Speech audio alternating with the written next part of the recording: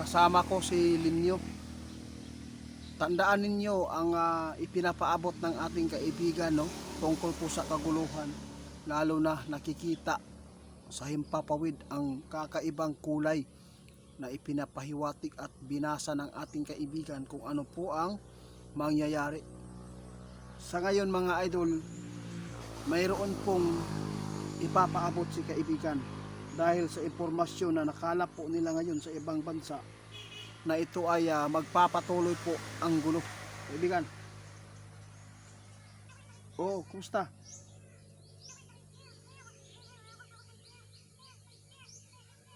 Ito ang nakikita po ninyo ngayon doon sa ibang bansa. Talagang maghanda po ang mga OFW natin dito.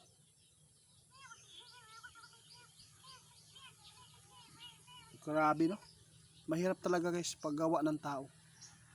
Marami talaga maaapektuhan guys. Babala ni kaibigan ngayon. Tandaan ninyo, yung mga OFW natin dyan, mag-ingat po lagi dahil nakikita ng ating kaibigan na yung mga sign po na nakikita ng mga subscriber ko na ipinapaabot sa ating kaibigan ay binasa ng ating kaibigan. Nakaguluhan po yan at sakuna nangyayari. Ngayon, nababahala si kaibigan ngayon sa mga OFW natin dahil mayroon po silang nakikita na magkakaroon na naman uli ng malaking gulo dito. Oo nga, akala ko kaibigan tapos na po yung digmaan doon sa Iran. Pero bakit nagpapatuloy naman po ang mga impormasyon po ninyo nakukuha? Sige. Magandang araw uli sa inyo mga idol. Ito lang po ang babala na ipinapaabot ni Linyo. Sa ngayon, hindi man tayo nakasagupa ng ganyan pong pangyayari doon sa ibang bansa. Nagkaroon na tayo ng krisis. Mas lalo na kung tayo talaga ang makahanap ng ganyan pong mga gulo. No? Paano na lang po tayo?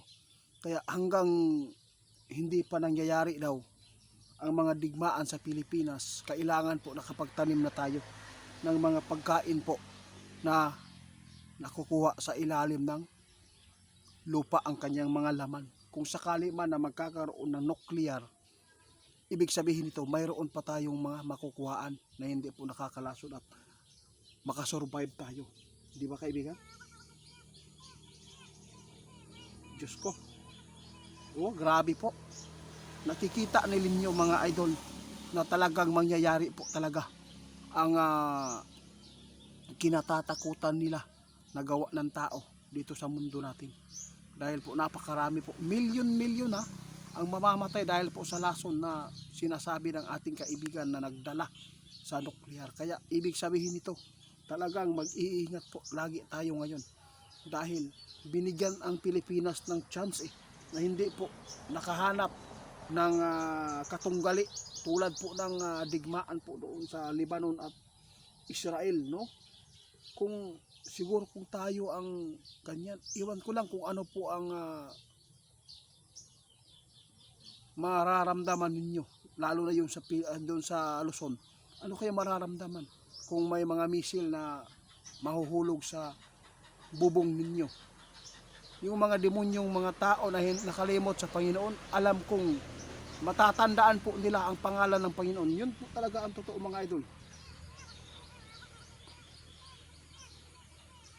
Sige, salamat. Sige. Guys, ito lang po ang sinabi ng ating kaibigan. Kayo na lang bahala kung gagawin po ninyo ito. Yung pagtatanim, pagbili ng lupa sa bundok.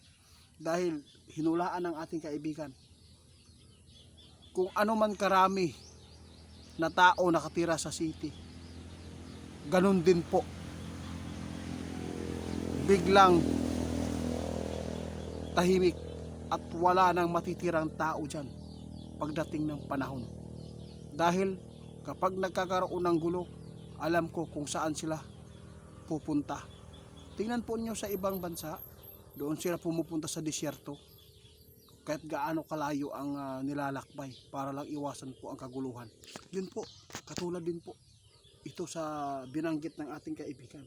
Kaya maraming salamat sa inyong lahat mga idol. Alam kong nagsasawa na kayo dito, pero wala kaming pagsasawa dahil po isa po itong makakatulong po sa mga taong inosente.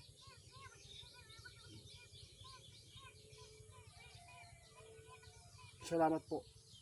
Guys, sinabi ng ating kaibigan, wala kaming magagawa kung kayo man po ay nagsasawa na. Alam naman po natin dito sa mundong ito ay walang permanenteng basta yun po. Kayo na lang bahala mag-isip po ano po ang sinasabi ng ating kaibigan. Ate Blue Maris, maraming salamat po.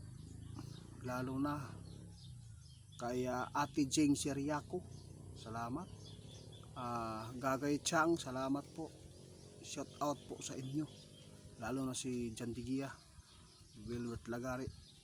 Maraming salamat sa suporta, sa mga nagpapatuloy po sa pagsuporta sa aking channel. Maraming salamat. Paki support po sa ating Facebook page, Ghost Hunter 88 Original. Ghost Hunter 88 fans pick account yan mga idol ha. Ghost Hunter 88 fans 2.0 pick account yan, hindi po yan sa akin. Mga video ko lang ang ninanakaw nila. At maraming salamat sa inyo. Maghanda tayo lagi, mag-ingat sa anumang kapahamakan na darating po dito sa ating mundo. Wala tayong ibang mapupuntahan, wala tayong ibang matawag kundi ang Panginoon lamang ang pinaka makapangyarihan na makatulong sa ating kalagayan. Maraming salamat mga idol ha.